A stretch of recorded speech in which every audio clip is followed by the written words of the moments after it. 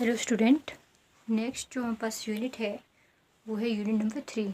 ठीक है, classification of elements and periodicity in properties means तत्वों का वर्गीकरण एवं गुणधर्मों में आवर्तिता। ठीक है, तो सबसे पहले इसमें जो आर्टिकल है वो रहेगा why we need to classify elements. तत्वों का वर्गीकरण क्यों आवश्यक है। We know by now that the element are the basic units of all types of matter.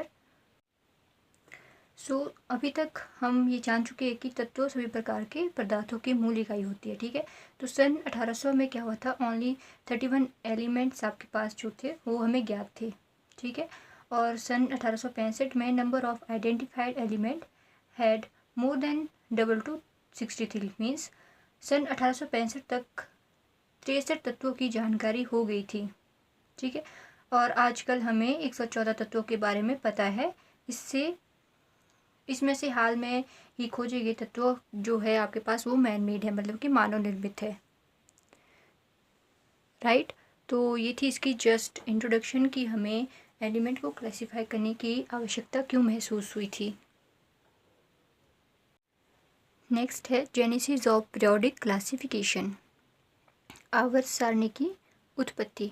जो आज हम पीरियोडिक टेबल देखते हैं, आप सभी को पता है कि पीरियोडिक टेबल होता है। ठीक है, तो उसकी जो उत्पत्ति है वो कैसे हुई। The German chemist John Dobereiner in early 18s was the first to consider the idea of trends among the properties of elements। तो सर्वप्रथम जर्मन रसायन जो आपके पास जॉन डावेराइनर थे, उन्होंने सन 1800 के प्रारंभिक दशकों में इस बात की ओर संकेत किया कि तत्वों के गुणधर्मों में निश्चित प्रवृत्ति होती है।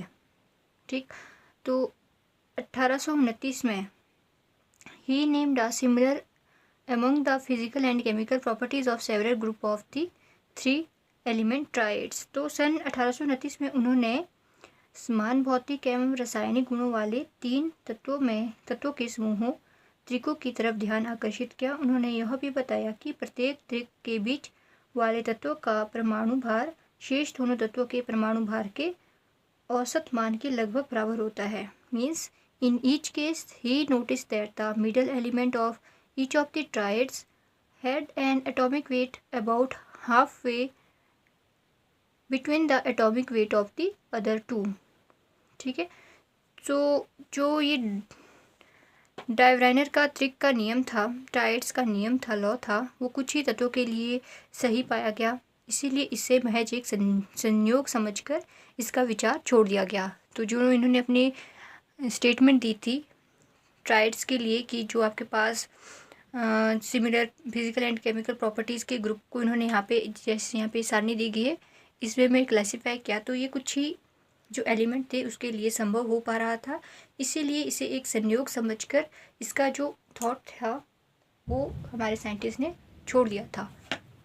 ओके, नेक्स्ट है लॉ ऑफ ऑक्टावस। ठीक है, तो ट्रायड्स के बाद आपके पास ऑक्टावस का रूल आया। ठीक है, जिसे आपके पास जॉन अलेक्जेंडर न्यूलैंड्स ने 1865 ईस्वी में दिया था। ठीक है, और इसको क्या नाम दिया था, लॉ ऑफ ऑक्टावस मीन्स अष्टक नियम। अष्टक नियम में इन्होंने अपने नियम में क्या क्या हमें बातें बताई थी उनको हम पढ़ते हैं। He arrange the elements in increasing order of their atomic weight and noted that energy 8th element had properties similar to that the first element। तो उन्होंने तत्वों को उसके बढ़ते हुए परमाणु भार के क्रम में व्यवस्थित किया था तथा पाया कि किसी भी तत्व के प्रारंभ करने पर 8वें तत्व के गुण प्रथम तत्व के समान थे। तो उन्होंने ये स्टेटमेंट दे दी अपनी। ठीक है, the relationship was just like every 8 note that resemble the first in octaves of music. तो उन्होंने इस संबंध को उसी प्रकार कहा था जैसे 8वें सांगीतिक स्वर 8 म्यूजिकल नोट थे उसका संबंध देके इन्होंने जो हमें स्टेटमेंट दी थी अपनी। ठीक है, तो जो सांगीतिक स्वर का संबंध प्रथम सांगीतिक स्वर के साथ होता है, उसी तरीके से इन्होंने अपनी ये एलिमेंट के बारे में भी डिस्कस किया था। ओके, तो ये था लॉ ऑफ ऑक्टावस। फिर हमारे पास 2 और साइंटिस्ट थे, ठीक है, जिन्होंने इंडिपेंडेंटली पीरियोडिक टेबल की खोज की, ठीक है। स्वतंत्र रूप से ये कार्य करते हुए दोनों रसायनों मतलब साइंटिस्ट ने सन 1869 में प्रस्तावित किया कि जब तत्वों को उनके बढ़ते हुए परमाणु भारों के क्रम में व्यवस्थित किया जाता है तब नियमित अंतराल के पश्चात उनके भौतिक तथा रासायनिक गुणों में समानता पाई जाती है। तो उन्होंने ये अपनी स्टेटमेंट दी थी, जो हमारे पास 2 साइंटिस्ट और थे, ठीक है, दिमित्री मेंडलीव और जर्मन रसायन लोथर मेयर। तो मेंडलीव का पीरियोडिक टेबल, जो मॉडर्न पीरियोडिक टेबल है, उसे तो हम आज पढ़ते भी हैं, आप सभी को पता है, ठीक है। तो इन दोनों साइंटिस्ट ने इंडिपेंडेंटली साथ में मिलकर ये काम किया था और ये अपनी स्टेटमेंट दी थी 1869 ईस्वी में। अगर बात करते हैं मेंडलीव की, तो वो फर्स्ट पर्सन थे जो रिस्पॉन्सिबल थे आपके publishing the periodic law for the first time, right. और उन्होंने अपनी लॉ में स्टेटमेंट क्या दी थी? It states as follow: the properties of the elements are a periodic function of their atomic weights. Means तत्वों के गुणधर्मों को उनके परमाणु भारों के आवर्ती फलन होते हैं। तो ये स्टेटमेंट दी थी आपके मेंडलीव ने, ठीक है। सो मेंडलीव ने आपके अरेंज किया था पीरियोडिक टेबल को किस वे में? Mendeleev arranged element in horizontal row and vertical columns of the table in order to their increasing atomic weight in such a way that the element with similar property occupy the same vertical column or group. And जो Mendeleev का periodic table था वो publish हुआ 1905 में, right. फिर बात आती है मॉडर्न पीरियोडिक लॉ की, जो आपके पास स्टेटमेंट है, ठीक है, modern periodic law present form of the periodic table. तो क्या स्टेटमेंट थी आपके पास मॉडर्न पीरियोडिक टेबल की? मॉडर्न पीरियोडिक टेबल और लॉ स्टेट्स दैट, आधुनिक आवर्त नियम हम इसे कहते हैं, ये हमें क्या बताता है? The physical and chemical properties of the elements are periodic functions of their atomic numbers. Means तत्वों के भौतिक तथा रासायनिक गुणधर्म उनके परमाणु क्रमांकों के आवर्ती फलन होते हैं। तो ये स्टेटमेंट थी आपके मॉडर्न पीरियोडिक टेबल की, ठीक है। तो आवर्त नियम के द्वारा प्राकृतिक रूप से पाए जाने वाले 94 तत्वों में उल्लेखनीय समानताएं मिली। तो मॉडर्न पीरियोडिक लॉ के अकॉर्डिंग 94 जो आपके पास नेचुरली अकरिंग एलिमेंट थे उनमें ये सिमिलरिटीज़ देखने को भी मिली। और जो पीरियोडिक टेबल में आपके पास हॉरिजॉन्टल रोज होती है, ठीक है, मेंडलीव ने उन्हें क्या कहा? सीरीज कहा। और क्या कहा? पीरियड्स, आवर्त। और जो वर्टिकल कॉलम्स है उन्हें क्या कहा गया? ग्रुप, वर्ग। सो ये है आपके पास बेसिकली पीरियोडिक टेबल, ठीक है। तो पीरियोडिक टेबल में ये आपके पास रहता है S block, this is D block, यहाँ से यहाँ तक रहेगा डी ब्लॉक, यहाँ पर रहेगा पी ब्लॉक, एंड ये है आपके पास एफ ब्लॉक, ठीक है। तो एफ ब्लॉक को हम इनर ट्रांजिशन एलिमेंट्स कहते हैं, ठीक है।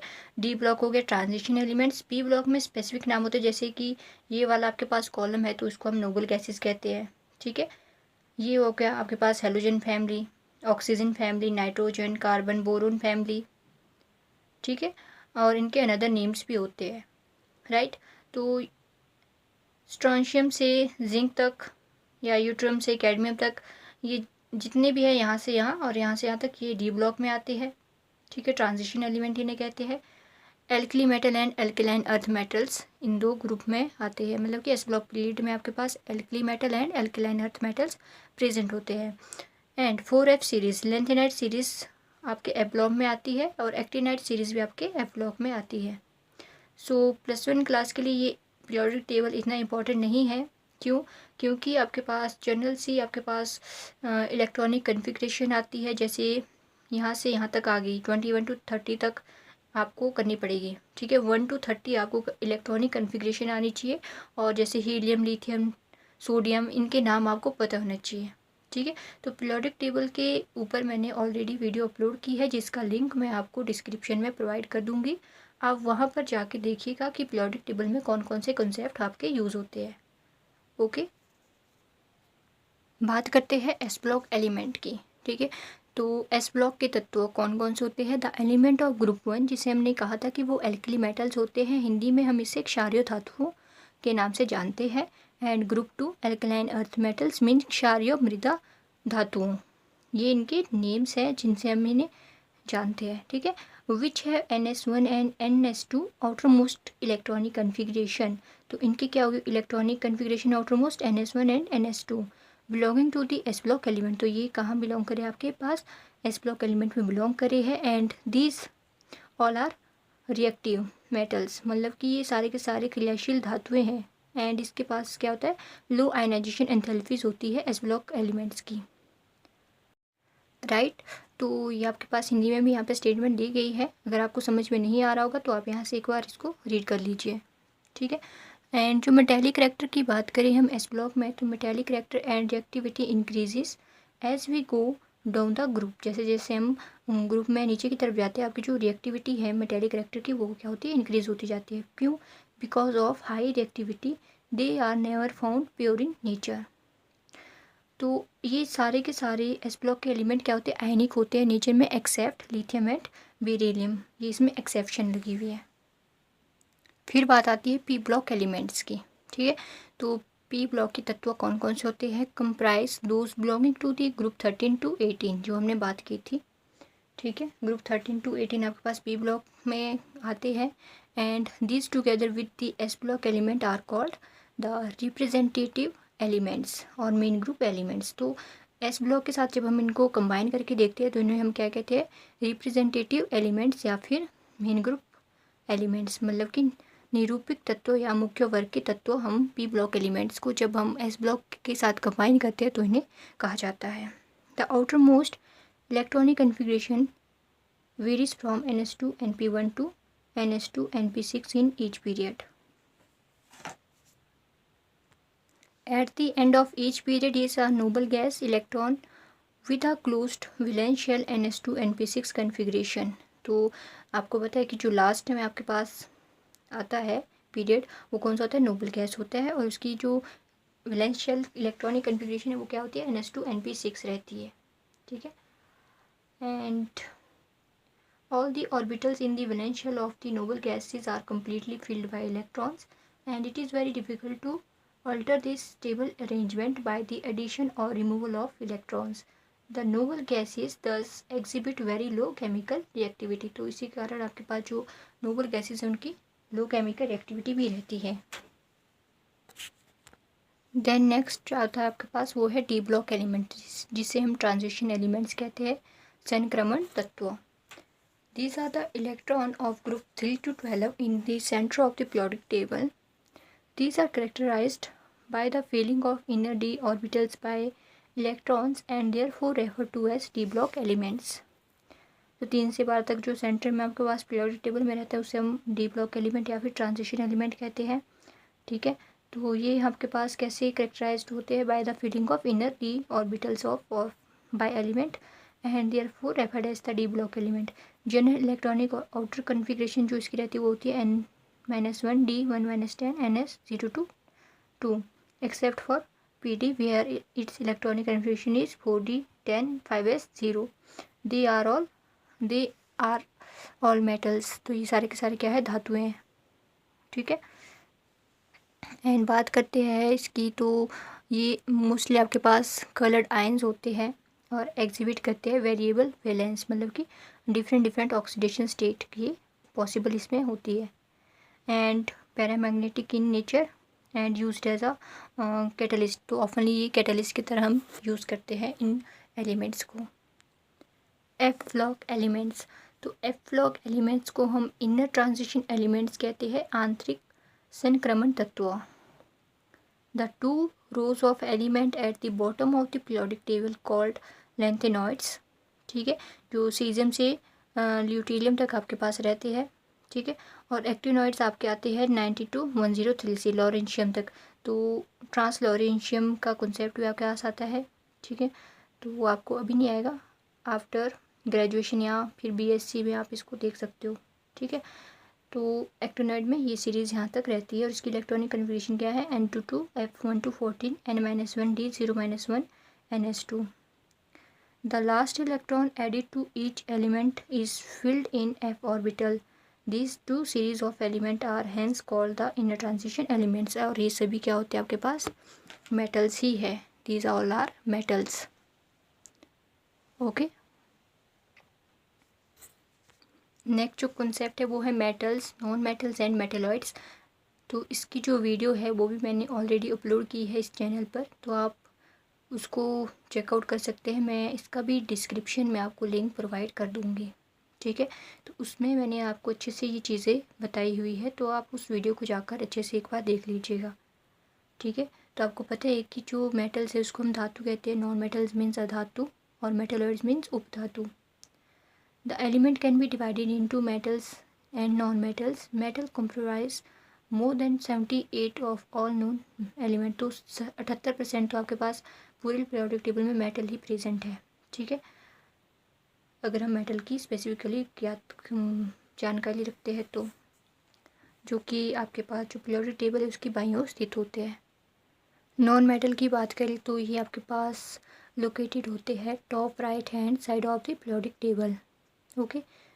और नॉन मेटल आपकी यूजुअली सॉलिड होते हैं और गैसेस होती है at room temperature with low melting point and boiling point. इसमें भी एक्सेप्शन है बोरॉन एंड कार्बन की।